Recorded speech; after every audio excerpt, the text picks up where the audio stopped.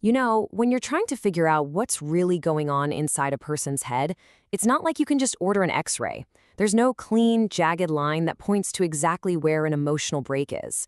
To really understand our inner world, we have to look at the things we create, the art, the music, the stories we tell. And that's exactly what we're going to do here. We're treating the song Lustral by aeur as one of those artifacts. And let me be clear, this is not a song review. Nope.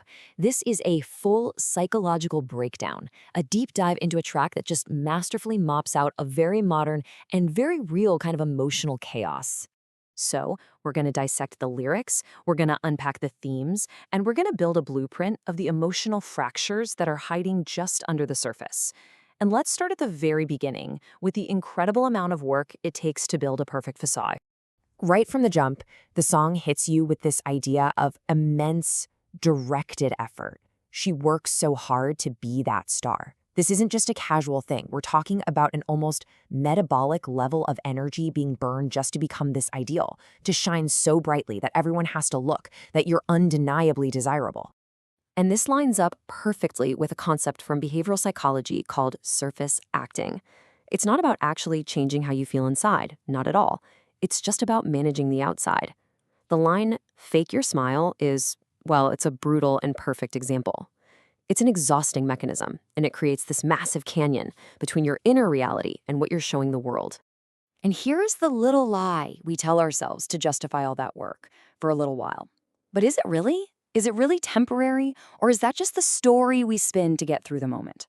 We convince ourselves we just have to keep up the act until we're accepted, until we're loved. But what happens when the act itself is what people fall in love with? Well, that leads us straight into this devastating paradox. I mean, think about it.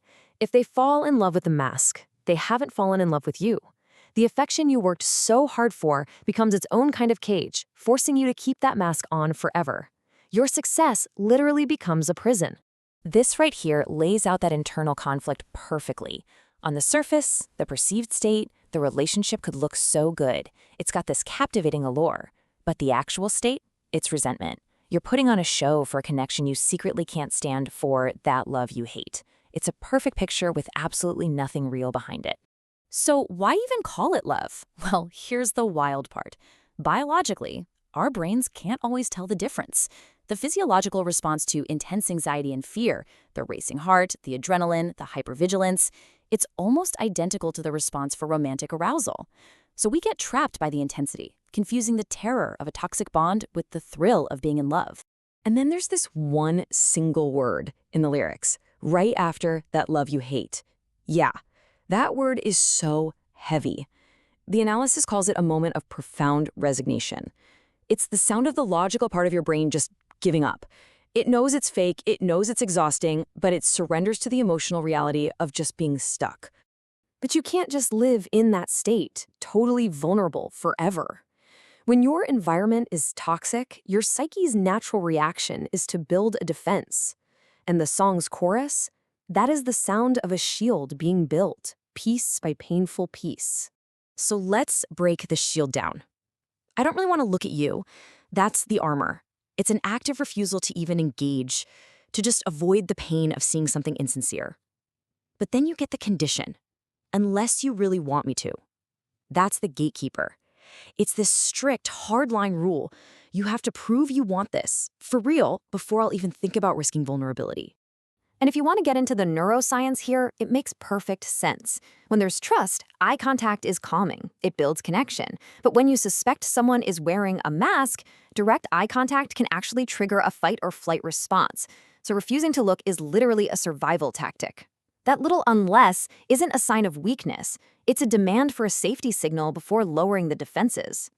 So why is this entire system so on edge, so hypervigilant? Shields like this, they're built from the scar tissue of old wounds.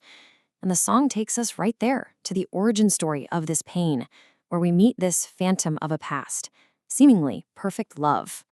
And the timeline of this old relationship is just devastating.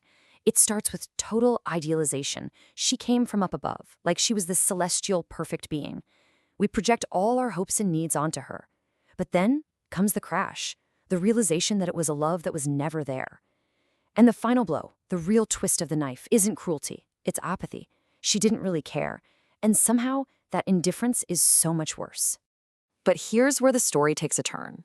This is not a simple victim narrative. The singer straight up admits, but I already knew the deal. This isn't a tragedy about being fooled. It's a tragedy of being a willing participant. They walked into a rigged game, saw the dealer was stacking the deck, and they put their chips down anyway. So you have to ask, why? Why would anyone do that? The answer is one of the most powerful psychological forces on the planet: intermittent reinforcement. It's literally the slot machine effect. You don't stay because you're always winning. You stay for those random, unpredictable, incredible highs that keep you pulling that lever, totally hooked, just desperate for the next payout. And that right there creates the final, most brutal paradox. On one hand, sometimes I dream I'm someone else, this deep desire to just escape the person who's trapped in this cycle. But on the other hand, every time I look at you, I want to kiss the sky. The very same person who makes you want to erase your own identity is the one who gives you these transcendent, euphoric highs. The poison and the cure are the exact same thing. So, when we pull back and look at the whole thing, we can finally see the entire emotional architecture we've just mapped out. This inescapable, repeating cycle of performance and pain and self-preservation. And this cycle, this architecture, it's a closed loop. It starts with that pressure to be that star, which forces you to put on the facade, the fake smile. That, in turn, breeds disillusionment when you realize the love you get is hollow. So you build that emotional shield only to be tempted back in by those intermittent highs, which just create this desperate need to escape, which sends you right back to the beginning. And this brings us to the final, haunting gut punch of Lustral. The song isn't a resolution, it's a mirror.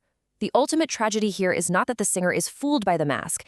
It's that they are completely, painfully aware that they're wearing one, and they feel totally powerless to take it off. And that forces us to turn the mirror on ourselves, doesn't it? Because these patterns, they aren't just in songs, they're in our lives. So we have to ask ourselves, if the mask you wear to survive, to earn that love you're chasing, if it eventually starts to just meld with your face, what happens when you finally try to take it off? Will you even recognize the person underneath? Or will the real you have become the ghost in your own story? That's a vital and, frankly, a terrifying question to think about.